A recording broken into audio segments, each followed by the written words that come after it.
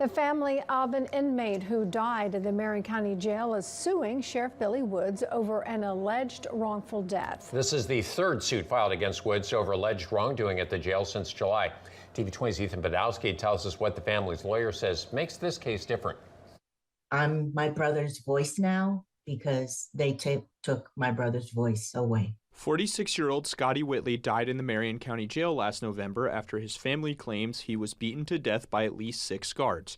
They say guards told him to sit on the toilet, and when he put his hands up and told them to wait, 2 deputies began beating him. At some point, 4 other detention staff went in, and my brother was screaming and pleading for help.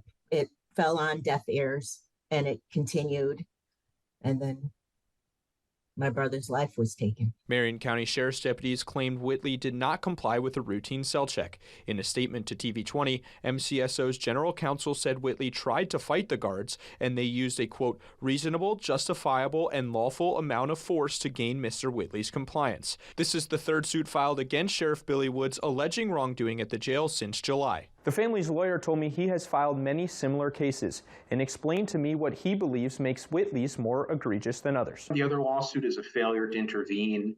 The deputies knew that there were these fights going on, that inmates were violent and attacking other detainees there, and they turned a blind eye to it.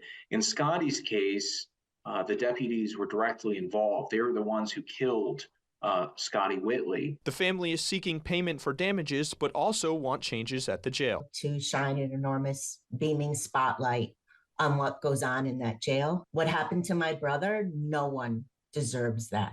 And people should be treated in that jail with human decency. Whitley hopes that using her voice to speak for her brother will prevent an incident like this from ever happening again. Ethan Badowski, TV 20.